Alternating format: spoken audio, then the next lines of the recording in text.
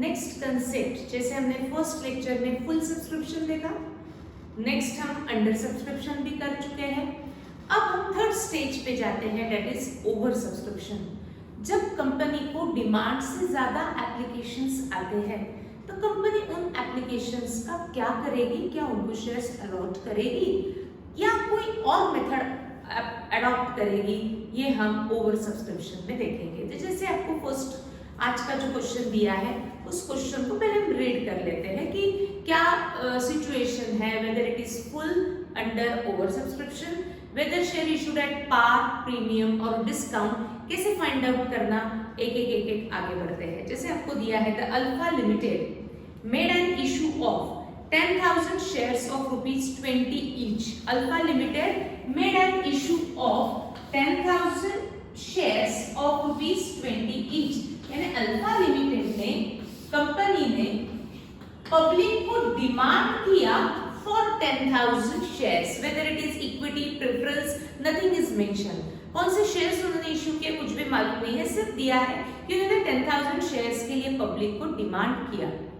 एक शेयर का face value उन्होंने डिसाइड किया है 20 रुपीज। सबको मालूम है ये 20 रुपीज कंपनी एक साथ तो कभी कॉल नहीं करेगी, पार्ट पार्ट में ये 20 रुपीज को रिकवर किया जाएगा। क्या स्टेजेस पे कितना अमाउंट रिकवर हो रहा है वो आपको आगे दिया है। Alpha Limited made an issue of 10,000 shares of rupees 20 each payable as follows. This 20 rupees payable as follows: on application rupees 5, on allotment rupees 10, on first call 2 and on final call 3। इस तरीके से company recover कर रही है 20 rupees per share. तो हम इन stages का total लेकर के देखते हैं। 5 + 10 15 + 2 17 + 3 20। दैट मीन्स 20 का शेयर पब्लिक में 20 रुपीज में ही इशू किया गया। That the share issued at par, सबको मालूम है। Then आगे बढ़ते हैं। The company received applications for 15,000 shares. Underline this. Public applied for 15,000 shares. यानी पब्लिक ने applications पब्लिक से कंपनी को रिसीव हुए 15,000 शेयर्स के लिए। इसका क्या मीनिंग है? जैसे फर्स्ट 2 लेक्चर्स में मैंने आपको बताया था, जब कंपनी डिमांड करती है, इनवाइट करती है, तो शेयर होल्डर्स अप्लाई करते हैं। क्या अप्लाई करेंगे कि मुझे 10 शेयर्स चाहिए, मुझे 20 शेयर्स चाहिए, मुझे 30 शेयर्स चाहिए, मुझे 100 शेयर्स चाहिए, मुझे 200 चाहिए, मुझे 400 चाहिए। ऐसे एप्लीकेशंस पहले शेयर होल्डर कंपनी को भेजते हैं। किसी ने 10 के लिए अप्लाई किया, किसी ने 100 के लिए अप्लाई किया, किसी ने 20 के लिए, किसी ने 1 शेयर के लिए अप्लाई किया होगा, किसी ने 400 शेयर्स के लिए अप्लाई किया होगा। तो ये एप्लीकेशंस में जितने शेयर एप्लीकेशंस मिले वो कंपनी को काउंट किए कंपनी ने, तो वो हो गए 15,000 शेयर्स। इसका मतलब है कि हम जितनी हमें परमिशन है, कंपनी को परमिशन कितनी है, जितने उन्होंने इशू किए, कंपनी ने परमिशन, कंपनी को रिसीव हुई थी, कंपनी को परमिशन मिला था 10,000 शेयर्स के लिए कि आप 10,000 शेयर्स इनवाइट करो, बट पब्लिक से एप्लीकेशंस कंपनी को ज्यादा है। चाहकर भी कंपनी सबको शेयर्स अलॉट नहीं कर सकती क्योंकि कंपनी की पास परमिशन कितने शेयर्स के लिए है, 10,000 के लिए ही है। यानी कंपनी ने इशू किया 10,000, बट कंपनी को रिसीव हुए एप्लीकेशंस 15,000, यानी कंपनी को कितने एक्सेस एप्लीकेशंस मिले, तो एक्सेस एप्लीकेशंस कंपनी को मिले हैं 5,000, है ना। परमिशन 10 बट मिले 15, यानी कितने एक्सेस है 5,000। इन एक्सेस एप्लीकेशंस को कंपनी को चाहकर भी कंपनी इनको शेयर्स अलॉट नहीं कर सकती क्योंकि कंपनी के पास उतने शेयर्स के लिए परमिशन ही नहीं है। तो ये एक्सेस एप्लीकेशंस को कंपनी को रिजेक्ट करना पड़ेगा। रिजेक्ट में भी 2 मेथड्स होती है। उनको शेयर्स तो मैं अलॉट नहीं कर सकती, जब हम शेयर्स अलॉट नहीं करने वाले हैं हम वो शेयर्स रिजेक्ट करने वाले हैं। फिर रिजेक्ट में भी 2 मेथड्स होंगी। ये एक्सेस एप्लीकेशन का कंपनी को एप्लीकेशन मनी तो रिसीव हुआ है, क्योंकि शेयर होल्डर को जब शेयर अप्लाई करते हैं शेयर होल्डर्स तो उनको एप्लीकेशन मनी देना ही पड़ता है। चाहे आपको 5000 एप्लीकेशंस मिले, चाहे आपको 15000 मिले, चाहे 10000 मिले, सबके ऊपर शेयर होल्डर पहले एप्लीकेशन मनी पे करता है। यानी ये जो एक्सेस एप्लीकेशंस है इसके ऊपर भी कंपनी को एप्लीकेशन मनी तो रिसीव हुआ ही है। अब कंपनी क्या करेगी, ये एक्सेस एप्लीकेशन मनी के क्या करना, कंपनी के पास दो ऑप्शंस होते हैं, या तो ये एक्सेस शेयर्स का एप्लीकेशन मनी पूरा का पूरा वो शेयर होल्डर को वापस कर दो जिनके शेयर्स कंपनी ने रिजेक्ट किए। इस ये रिजेक्ट कैसे वो करना है इसकी भी मेथड है, वो मैं लाइव सेशन में आपको बताऊंगी कि कंपनी कैसे शेयर्स रिजेक्ट करती है, किसके शेयर्स रिजेक्ट करती है, वो हम लाइव में देखेंगे। अभी आपको इतना ही समझना है। क्या समझना है, कंपनी को परमिशन कितने शेयर्स के लिए मिली, 10000 शेयर्स के लिए, कि आप 10000 शेयर्स पब्लिक में इशू कर सकते हैं। तो कंपनी ने इनवाइट किया पब्लिक को कि हमारे 10000 शेयर्स तक आप शेयर्स खरीद सकते हैं। मैंने 10 के लिए अप्लाई किया, किसने 20, किसने 100, किसने 400। जब एप्लीकेशंस कंपनी को मिले तो वो एप्लीकेशंस कितने शेयर्स के लिए मिले, 15000 एक्सेस एप्लीकेशंस मिले। तो यहाँ हुआ कंपनी का ओवर सब्सक्रिप्शन। ओवर सब्सक्रिप्शन ही हमको थोड़ा तकलीफ देने वाला है। ओवर सब्सक्रिप्शन यानी परमिशन से ज्यादा शेयर्स मिले। तो परमिशन है 10 की, तो मुझे 10000 शेयर्स तक ही हम शेयर्स अलॉट कर सकते हैं। यानी मैं एक्सेस इसके ऊपर जितने भी शेयर्स मिलेंगे वो कंपनी अलॉट कर ही नहीं सकती। तो कंपनी एक्सेस एप्लीकेशंस को रिजेक्ट करने वाली है। कैसे होता है रिजेक्शन, हम लाइव में देखेंगे। रिजेक्ट करने वाली है, फिर जो शेयर्स आप रिजेक्ट करेंगे इसके लिए कंपनी के पास दो ऑप्शंस रहेंगे। या तो ये एक्सेस एप्लीकेशन मनी जो मिला है वो पूरा का पूरा वो शेयर होल्डर को वापस कर दो, सबसे सिंपल तरीका। जो एक्सेस मिले हैं उनके शेयर्स का जो एप्लीकेशन मनी था वो पूरा का पूरा कंपनी वापस करेगी, या कुछ तो भी सिर्फ सुनना है, प्रोराटा करेगी। क्या है प्रोराटा, आपको मालूम ही नहीं, समझेगा भी नहीं। जब हम धीरे धीरे जब रिफंड करने के बाद अच्छा मुझे जब दिखता है कि रिफंड आपको आ रहा है तो मैं ये प्रोराटा पे बढ़ूंगी, अभी नहीं।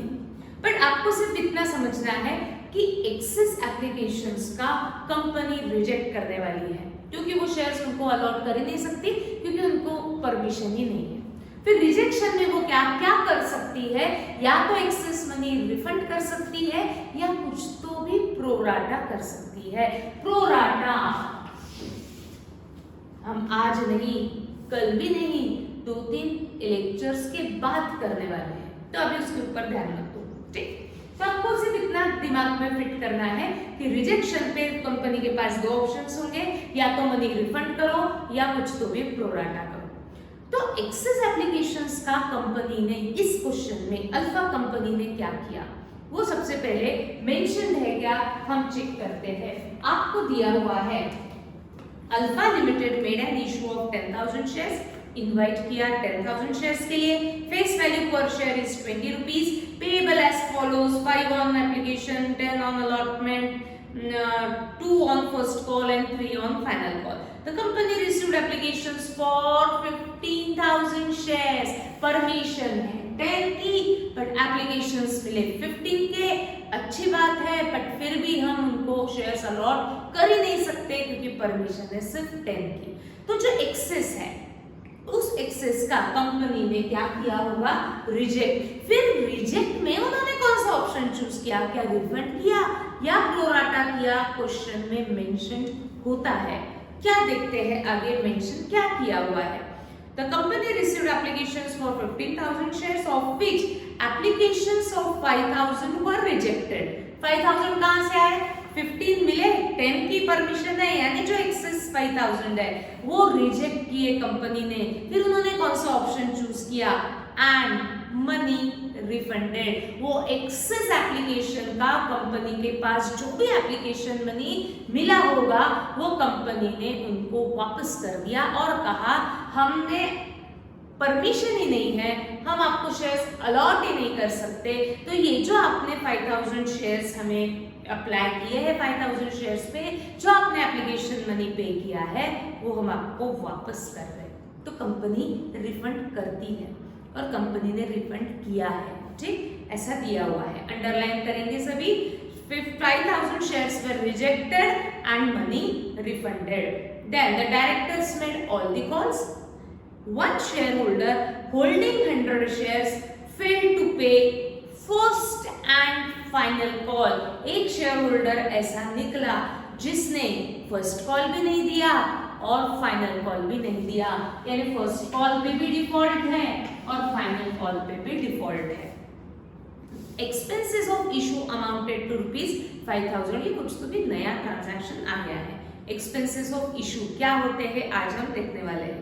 पास journal entries and prepare balance sheet, ठीक, जर्नल भी करना है और बैलेंस शीट भी प्रिपेयर करनी है। अब क्या शेयर होल्डर ने जो डिफॉल्ट किया उसके शेयर्स फॉरफिट किए, कैंसिल किए, ऐसा क्वेश्चन में मेंशन है?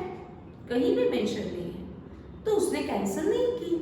तो जरूरी नहीं है कि जो डिफॉल्टर है उसके शेयर्स कैंसिल होते ही है।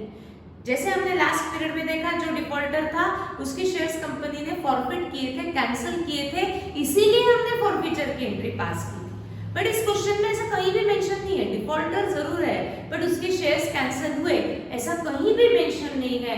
तो हमें कोई भी फॉरफिचर की एंट्री इस क्वेश्चन में करने की जरूरत नहीं है।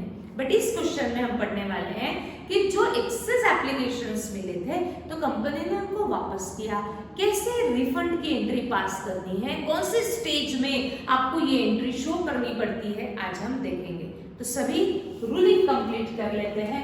जर्नल एंट्रीज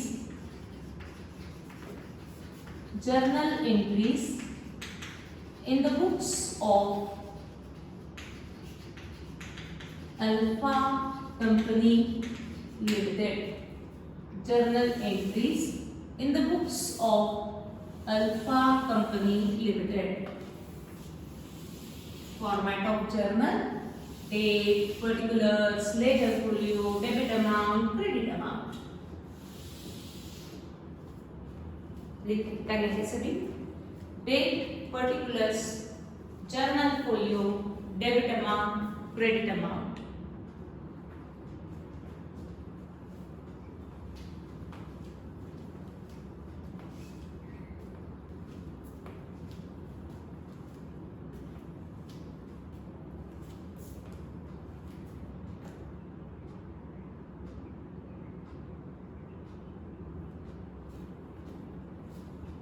ना सबका हो चुका है। 1.5 पेज का रूलिंग कंप्लीट करो ही, क्योंकि उतना स्पेस हमको लगता ही है, ठीक है।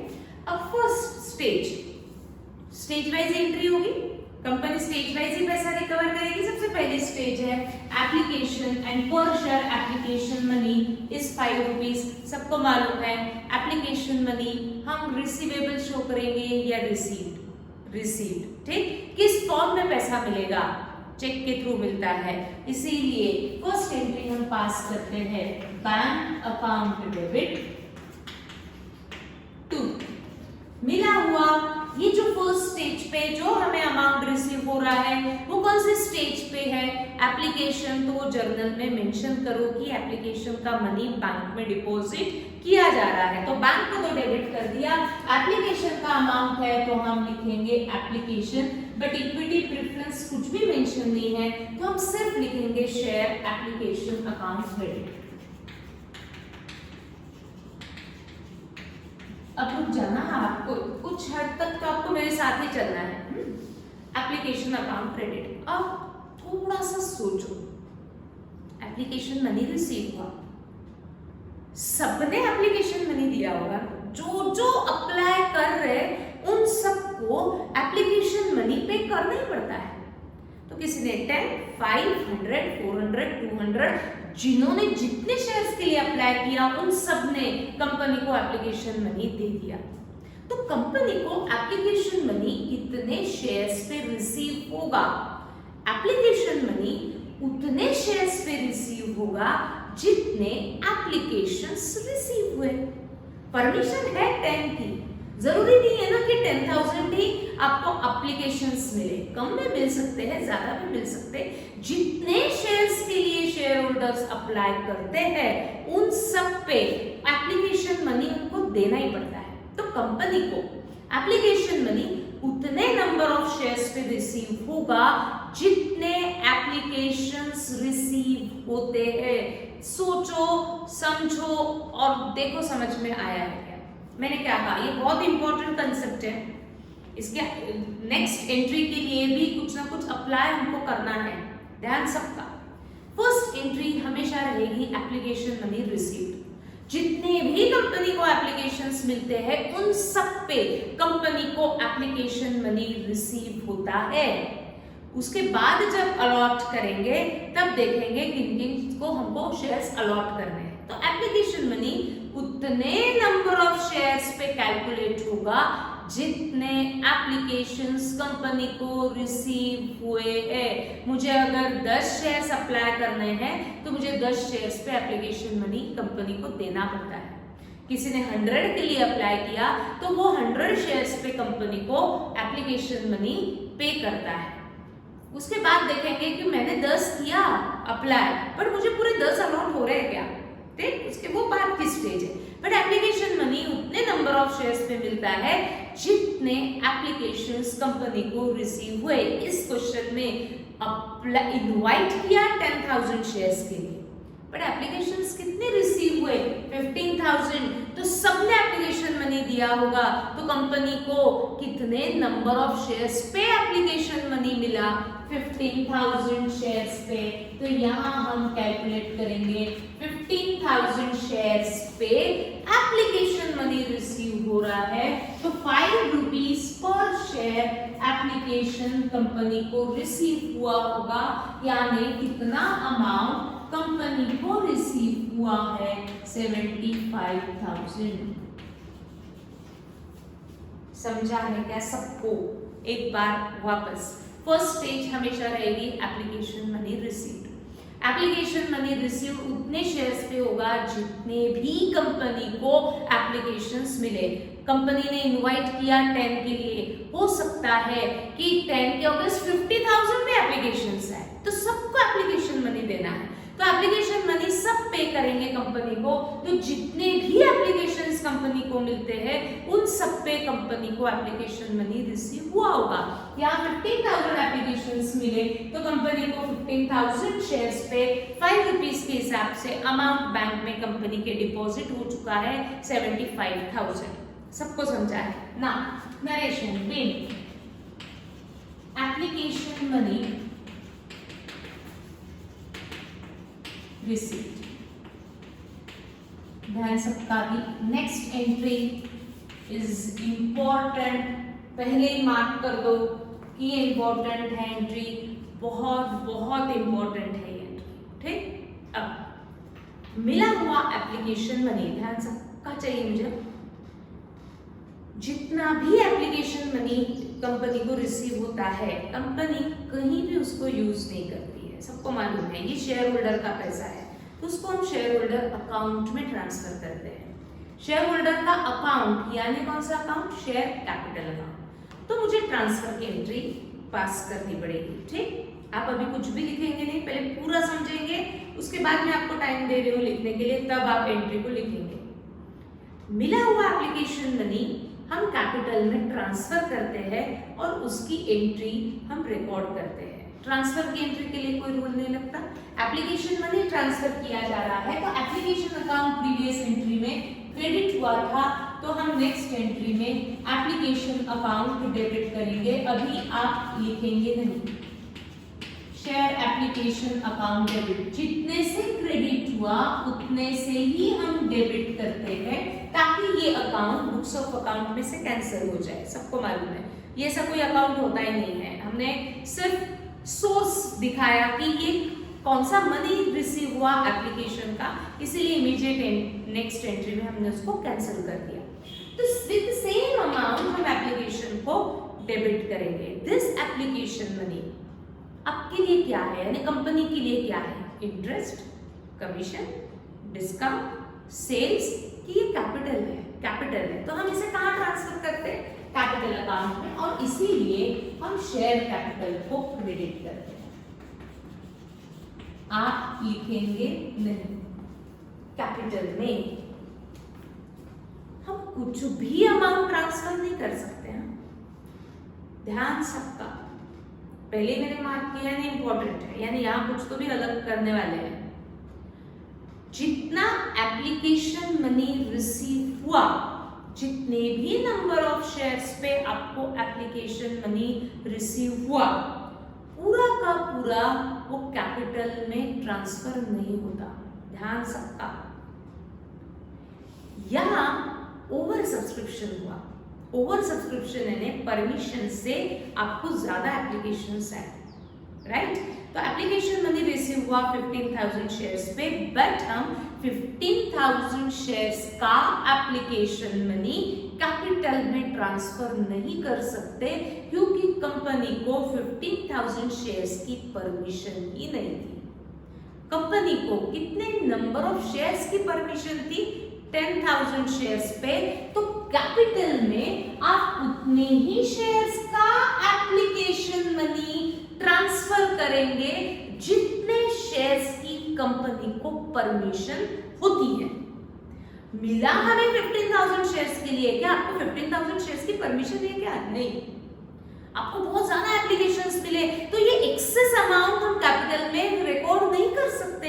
मिलने की परमिशन कितनी है? ज्यादा से ज्यादा 10,000 शेयर्स तक का ही पैसा हम कैपिटल में ट्रांसफर कर सकते हैं। अगर 10,000 से कम मिलता है, परमिशन 10,000 तक है ना, तो कम चलता है, बट कैपिटल में एक्सेस अमाउंट नहीं चलेगी। कैपिटल में ज्यादा से ज्यादा आप अमाउंट ट्रांसफर कर सकते हैं application allotment, first call, final call, कितने नंबर ऑफ शेयर्स का? जितने नंबर ऑफ शेयर्स की कंपनी को परमिशन होती है, वहां तक ही आप कंपनी का कैपिटल रेज कर सकते हैं, उससे ऊपर नहीं। उससे कम रहा तो मिला ही नहीं, तो हम सबको उतना ही कैपिटल बनाएंगे, बट एक्सेस मिला तो हम एक्सेस कैपिटल नहीं बना सकते, क्योंकि परमिशन 10,000 की है। तो यहाँ मिला मुझे 15,000 शेयर्स पे एप्लीकेशन मनी, बट कैपिटल में हमें सिर्फ उतने ही शेयर का एप्लीकेशन मनी ट्रांसफर करना पड़ेगा जितने नंबर ऑफ शेयर्स की कंपनी को परमिशन होती है। 15 में से हम पूरे 15 कैपिटल में ट्रांसफर नहीं करेंगे, हम ट्रांसफर करेंगे जितने की परमिशन है, यानी कितने? 10,000। कौन सा अमाउंट ट्रांसफर कर रहे हैं? एप्लीकेशन मनी, तो मल्टीप्लाई करना पड़ेगा मुझे per share application money, that is 5 rupees, यानी कैपिटल में ट्रांसफर होगा सिर्फ और सिर्फ 50,000 rupees out of 75,000। 50,000 amount transfer to capital, वो शेयर होल्डर का पैसा है। बट क्या ये एंट्री टैली है? नहीं, ये एंट्री 75 डेबिट है, क्रेडिट में सिर्फ 50 है, यानी मुझे क्रेडिट में और 25,000 की एंट्री करनी पड़ेगी। फिर ये 25,000 क्या है? कंपनी को मिला हुआ एक्सेस मनी। 10,000 की परमिशन, 15,000 के एप्लीकेशंस मिले, तो जो एक्सेस एप्लीकेशन मनी मिला वो कितना है? 25,000। ये 25,000 एक्सेस मनी क्या कंपनी अपने पास रख सकती है? नहीं, वो रिजेक्ट किया है कंपनी ने। रिजेक्ट करके उन्होंने कौन सा ऑप्शन चूज किया? रिफंड किया है, ऐसा दिया हुआ है। रिफंड किया यानी वो पैसा कंपनी ने उनको वापस कर दिया, तो वापस करने की भी एंट्री करनी पड़ेगी।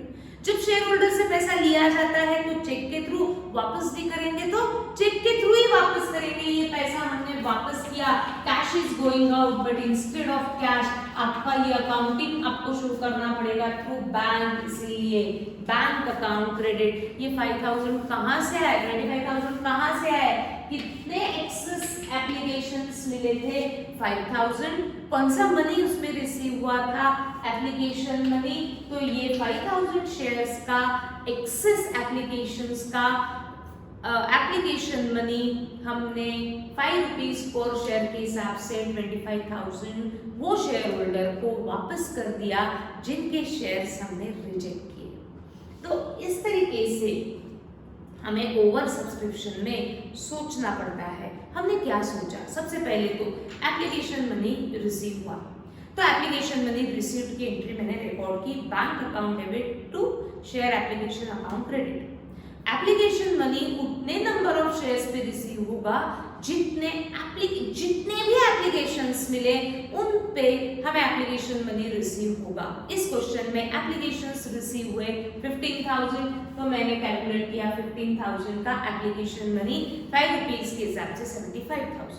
मिला हुआ एप्लीकेशन मनी हमें ट्रांसफर करना पड़ता है कैपिटल में, बट कैपिटल में हम कुछ भी एक्सेस अमाउंट ट्रांसफर नहीं कर सकते। जितना लिमिट है वहीं तक आपको कैपिटल रेज करना पड़ता है। तो मिला 75,000, 15,000 शेयर्स पे एप्लीकेशन मनी, बट कैपिटल में उतने ही शेयर्स का पैसा ट्रांसफर करो जितने शेयर्स की परमिशन होती है। कंपनी को परमिशन इस क्वेश्चन में कितने शेयर्स के लिए थी? 10,000। तो कैपिटल में हमने ट्रांसफर किया 10,000 का एप्लीकेशन मनी 5 रुपीज के हिसाब से 50,000, यानी 75 में से शेयर होल्डर का एक्चुअल कैपिटल कितना था? 50,000, यानी कंपनी के पास कितना एक्सेस अमाउंट है? 25। इस 25,000 का कंपनी ने क्या किया? रिफंड कर दिया है क्वेश्चन में, रिफंड किया यानी उनका पैसा वापस कर दिया। जब लिया था चेक के थ्रू, वापस करेंगे चेक के थ्रू, तो बैंक अकाउंट को क्रेडिट किया। यहाँ नरेशन में हम मेंशन करेंगे, क्या मेंशन करेंगे? बिन एप्लीकेशन मनी, रुक जाओ अभी लिखो, मतलब being application money transfer to capital and excess money refunded। Excess कहां से आया? परमिशन ही नहीं था, इसीलिए जो भी एक्सेस एप्लीकेशन आए वो रिजेक्ट किए। बट रिजेक्ट पे भी मेथड होती है, कैसे रिजेक्ट करते हैं वो हम देखने वाले हैं। तो एक्सेस मनी रिफंडेड। अब लिखेंगे सभी सेकंड एंट्री, बोर्ड से देख के जरूरत ही नहीं, करो कोशिश खुद से, आ रहा है क्या? एप्लीकेशन मनी ट्रांसफर करना है कैपिटल में एंड एक्सेस मनी रिफंड करना है।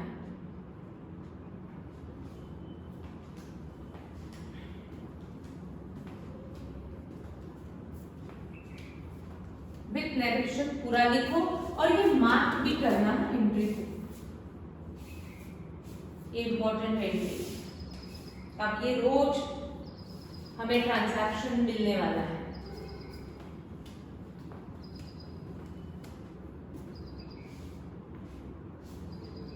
डन हो गया सबका ना। नेक्स्ट स्टेज हमारे कौन सी है? अलॉटमेंट। अलॉटमेंट इस स्टेज की एंट्री। सबसे पहले हम क्या शो करते हैं? Allotment money due, that is receivable. तो रिकॉर्ड करते हैं अलॉटमेंट मनी रिसीवेबल। अब मेरे साथ एंट्रीज को रिकॉर्ड करना है। अलॉटमेंट मनी रिसीवेबल, क्या एंट्री पास होती है? इक्विटी शेयर, यहाँ इक्विटी प्रेफरेंस नहीं दिया है। Share allotment account debit to share capital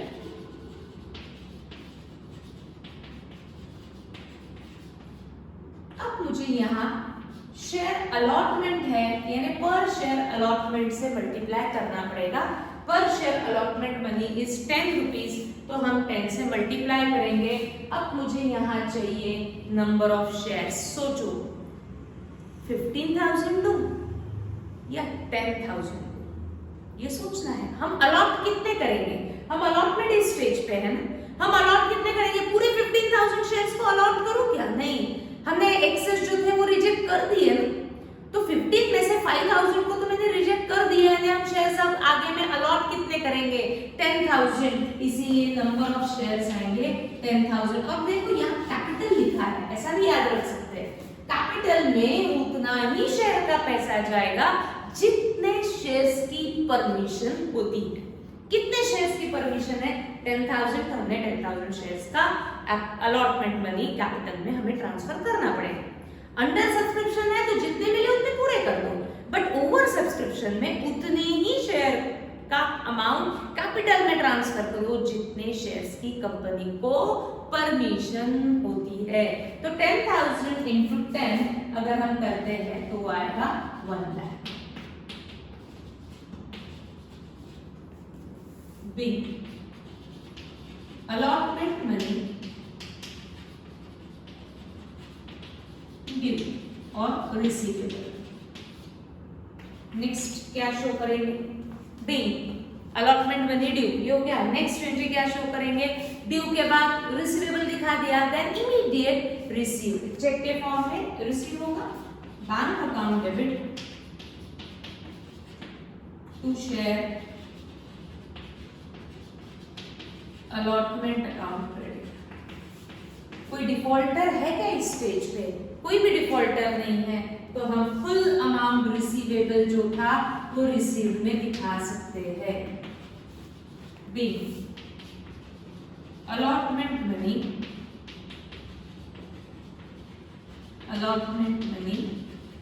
received. B, allotment money received.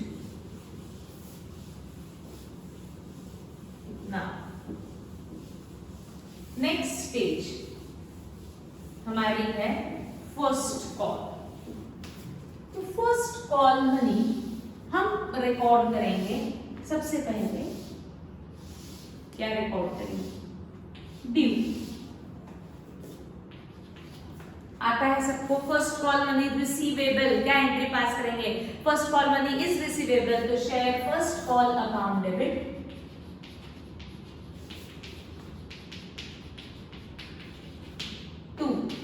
मिलने वाला फर्स्ट कॉल का पैसा, ये कंपनी का कैपिटल है, तो कैपिटल अकाउंट में ट्रांसफर करेंगे। Share first call to share capital. अब मुझे फर्स्ट कॉल जब हम कैलकुलेट करते हैं तो पर शेयर फर्स्ट कॉल से मल्टीप्लाई करना पड़ेगा। तो इंटू 2 रुपीज है first call money. Yes, first call money is ₹2 पर शेयर। तो मुझे यहाँ चाहिए नंबर ऑफ शेयर्स। अब हम फर्स्ट कॉल मनी कितने नंबर ऑफ शेयर्स पे लेंगे? जितने हमने शेयर्स अलॉट किए। कितने शेयर्स हमने अलॉट किए? 10,000। तो फर्स्ट कॉल मनी भी कितने शेयर्स पे लेंगे? 10,000। या आप कैसे सोच सकते हैं, कैपिटल लिखा है तो उतने ही शेयर का अमाउंट ट्रांसफर करो जितने शेयर्स की परमिशन है। मिले 15 बट परमिशन है 10 की, तो allotment, first call, final call, सारे कैलकुलेशंस मुझे 10 पे शो करने पड़ेंगे क्योंकि जो एक्सेस थे वो आपने रिफंड भी कर दिए हैं। ठीक, तो फर्स्ट कॉल मनी रिसीव होगा ऑन 10,000 शेयर्स, 2 रुपीज के हिसाब से आएगा 20,000। Being first call money, being first call money due. Next, receipt. क्या सारे शेयर होल्डर ने फर्स्ट कॉल मनी रिसीव की, फर्स्ट कॉल मनी पे किया या कोई डिफॉल्टर है? देखना पड़ेगा। आपको दिया हुआ है, क्या दिया हुआ है? 1 शेयर होल्डर होल्डिंग 100 शेयर्स। एक शेयर होल्डर ऐसा है जिसके पास कंपनी के 100 शेयर्स है, उन्हें उसने 100 शेयर्स खरीदे हैं। फेल टू पे उसने पेमेंट नहीं किया, डिफॉल्ट किया। कौन से स्टेज पे? फर्स्ट एंड फाइनल कॉल, यानी उसने फर्स्ट कॉल भी नहीं दिया और फाइनल कॉल भी नहीं दिया, दोनों शेयर पे डिफॉल्ट है। बट अब हम है फिलहाल फर्स्ट कॉल पे, यानी फर्स्ट कॉल मनी तो मैंने पहले शो कर दिया कि सारे शेयर होल्डर से रिसीवेबल है, बट एक्चुअल जब मैंने रिसीव किया तब एक शेयर होल्डर ने मुझे फर्स्ट कॉल मनी पे नहीं किया था, वो मेरी एंट्री में भी मुझे मेंशन करना पड़ेगा। तो फर्स्ट कॉल मनी पर शेयर कितना है? 2 रुपीज, यानी 100 शेयर्स पे हमें 200 रुपीज वो शेयर होल्डर से नहीं मिले।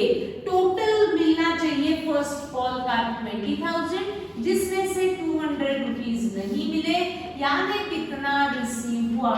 19,800। दोनों अमाउंट रिकॉर्ड करो, अमाउंट रिसीव भी हुआ वो भी रिकॉर्ड करो और जो रिसीव नहीं हुआ वो भी रिकॉर्ड करो।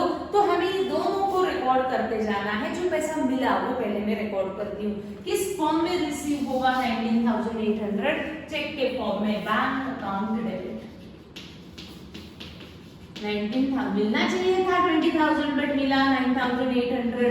कितना नहीं मिला 200। क्या वो डूब गए ऐसा अज्यूम करेंगे कि रिसीवेबल अज्यूम करेंगे? रिसीवेबल। आज हम ये सोचेंगे इसने आज नहीं दिया तो देगा फ्यूचर में, तो हम ये रिकॉर्ड करेंगे कि ये 200 rupees is receivable in future from that share holder. तो debit from money is receivable. क्या नाम देते हैं इसको? Calls in arrears. Cost and arrears है, this amount is receivable। जितना टोटल डेबिट उतना टोटल क्रेडिट। अब कौन से अकाउंट को क्रेडिट करेंगे? तो देखो हम कौन से स्टेज पे है, एप्लीकेशन, अलॉटमेंट कि फर्स्ट कॉल। फर्स्ट कॉल है तो ये फर्स्ट कॉल अकाउंट मुझे कैंसिल करने के लिए, टैली करने के लिए क्रेडिट करना पड़ेगा। Share first call account credit. यहाँ आप मेंशन कर सकते हो 100 शेयर्स पे हमें 200 रुपीज नहीं मिले, इसलिए वो कॉल्स इन एरियर्स आ रहे हैं 200, ऐसा भी आप मेंशन कर सकते हैं। Bank first call money receipt.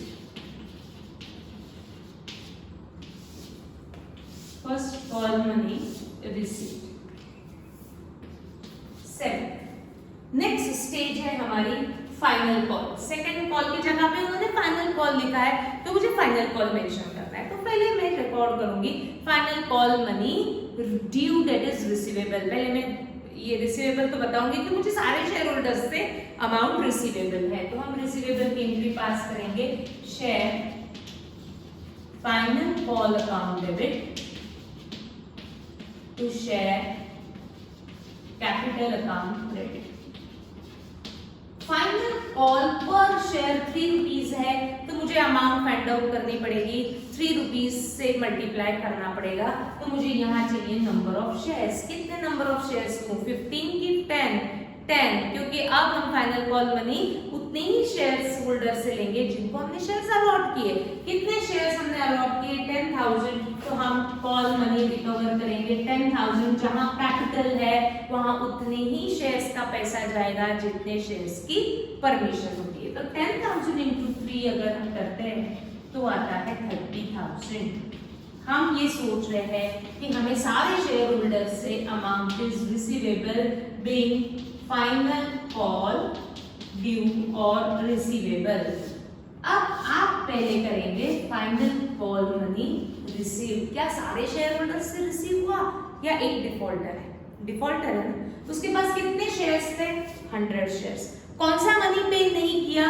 Final call.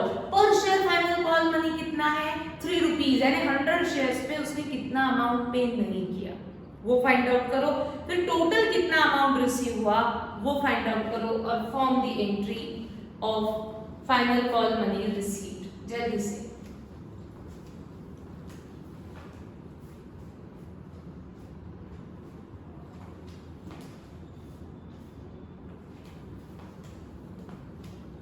आ गया सबका?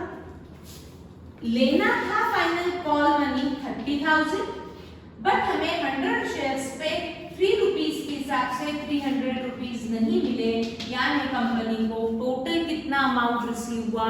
29,700। जो रिसीव हुआ उसको भी रिकॉर्ड करो, जो रिसीव नहीं हुआ उसको भी रिकॉर्ड करो। 29,700 मिलेगा चेक के फॉर्म में, बैंक अकाउंट डेबिट।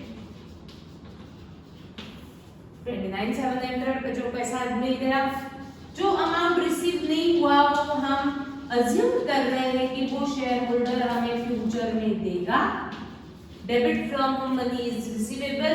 कितने शेयर्स पे? 100 शेयर्स पे 3 रुपीज के हिसाब से 300 rupees is not received from defaulter. किस स्टेज पे है? जितना टोटल डेबिट उतना टोटल क्रेडिट। हम कौन से स्टेज पे है? फाइनल कॉल, तो हमें share final call account close करना पड़ेगा, टैली करना पड़ेगा, इसीलिए share final call account credit. Bank final call money receipt. इस क्वेश्चन में आगे में और एक ट्रांजैक्शन दिया है, उसको भी मुझे जर्नल में रिकॉर्ड करना पड़ेगा। है सिंपल, फॉरफीचर नहीं लिखा है तो ये डिफॉल्टर के शेयर्स फॉरफिट नहीं हुए, कुछ तो भी अलग ट्रांजैक्शन दिया है। एक्सपेंसेस ऑन इशू ऐसा दिया है, underline this, expenses of issue amounted to ₹5,000, expenses of issue amounted to ₹5,000 को अंडरलाइन करना है, यानी यहाँ हमें और एक एंट्री रिकॉर्ड करनी है, 9th entry, expenses of issue amounted to ₹5,000। इसको पहले समझते हैं कि ये क्या है।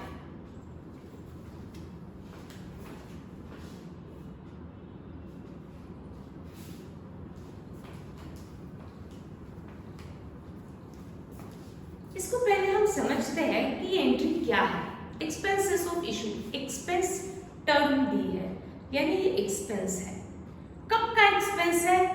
एक्सपेंसेस है on issue, issue means issue of shares, यानी जब हम शेयर्स इशू कर रहे थे तब पे किया हुआ एक्सपेंस। एक्सपेंस हम कभी भी पे करते हैं, हम पे करते हैं इसलिए वो हमारा एक्सपेंस होता है, हमारे पॉकेट से पैसा जाता है इसलिए वो एक्सपेंस होता है। तो जो हम शेयर्स इशू किए तब हमने कुछ एक्सपेंसेस पे किए। हो सकता है कोई ब्रोकर को कमीशन दिया हो, यस, किसी ब्रोकर के थ्रू अगर हम शेयर्स बेचते हैं तो उसको हमें कमीशन देना पड़ेगा। ऐसे बहुत सारे एक्सपेंसेस होते हैं जब हम इशू करते हैं शेयर्स को, तो इशू करते समय पे किया हुआ एक्सपेंस बुक्स ऑफ अकाउंट में रिकॉर्ड किया जाएगा, क्योंकि पेमेंट हो रहा है ना, तो उसको बुक्स ऑफ अकाउंट में रिकॉर्ड करना ही पड़ेगा। अच्छा, ये एक्सपेंस की एंट्री है। क्या होता है एक्सपेंसेस को हमेशा डेबिट की क्रेडिट? डेबिट होता है, डेबिट ऑल एक्सपेंसेस ना, तो लिखते हैं expenses on issue account debit.